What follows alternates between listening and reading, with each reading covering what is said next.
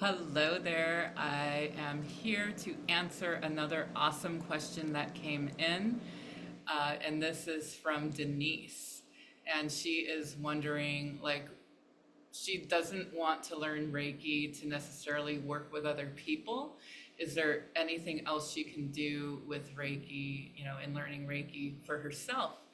And I'm here to say 100%, you do not have to. There's a lot of people who learn Reiki who never work on other people. And that's okay, right? Reiki is a soul deep connection that you have with the universe, with your own belief of, the universe and or a higher power, or just healing your higher self, right? It's energy. It's energy work. Reiki was never created to be anything religious whatsoever, or even really anything spiritual. It's more of an energetic cleansing and balancing. Um, some people use it within their spirituality, like me, right? I am known to live Reiki. Like, I don't just do Reiki on clients. Um, I integrate Reiki into like every day. Like, I literally use this energy every day. I use it with my morning. Every morning I wake up and set intentions for the morning as I'm Reikiing myself. And I usually will put one hand on my heart and one hand on my solar plexus, and just kind of lay in bed and visualize what's either what I need for that day, what I want to happen, what I want to become, right?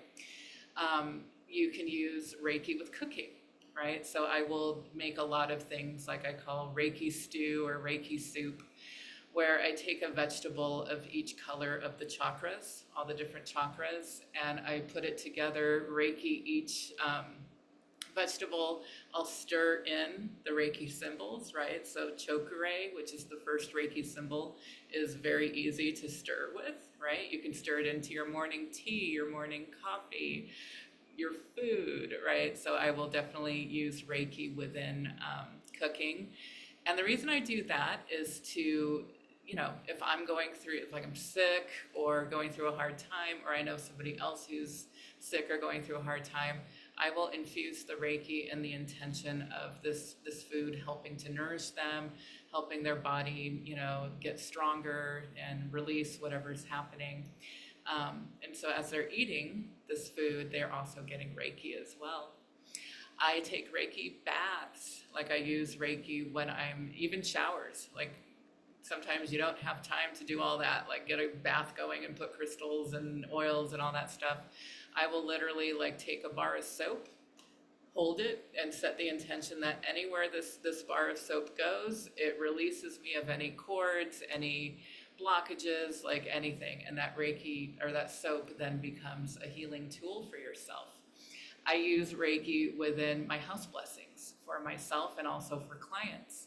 So I will go through each and every room of my house, or the house that I'm, helping a client out with, and use all the elements to clear, what's going on in the house, using fire and air, which would be like either Palo Santo or sage. So that's like the air, the smoke is the air, the fire is what lit the plant, right? And the plant is earth too, so that's using some earth as well. And then I'll use water from the ocean, and also water that I've Reiki'd.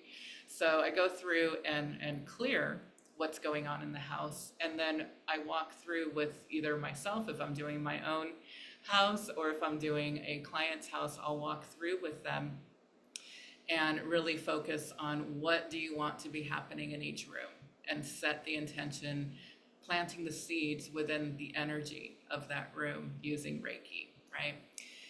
Oh my gosh, you guys, there's so many ways to use Reiki. So that's what I wanted this video to kind of shine some light on, is that it's not just about doing sessions. Like, I do Reiki on my boys, right? On my kitties. Animals love Reiki. I've done Reiki on so many different types of animals. I've done Reiki on wolves. I've done Reiki on a lion. I've done Reiki on a donkey. Like, dogs, cats, obviously, you know, all of these animals, anything that is alive, anything that is of energy, plants, animals, all of it responds well to Reiki.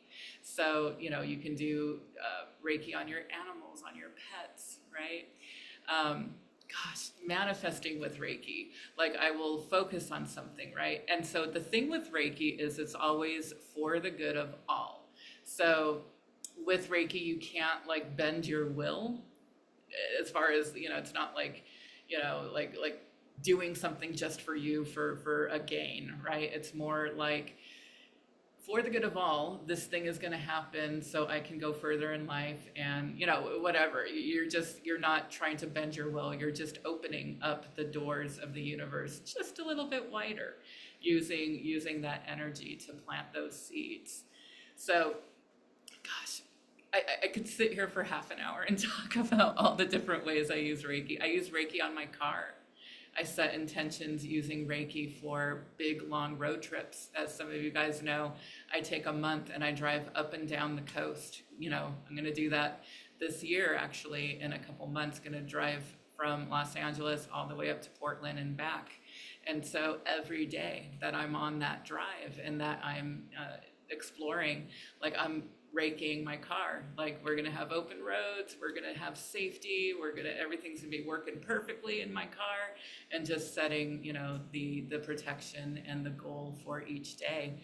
So there's literally so many ways to use Reiki.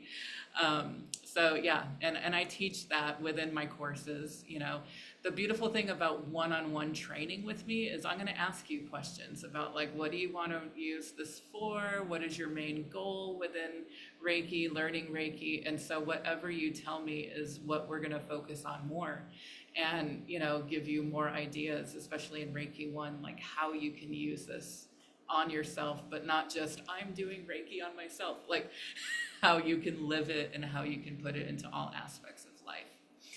Thank you for that wonderful question. And if you guys have any other questions, definitely just reply to this and let me know, and I'd be happy to answer for you. All right, have an amazing day, you guys.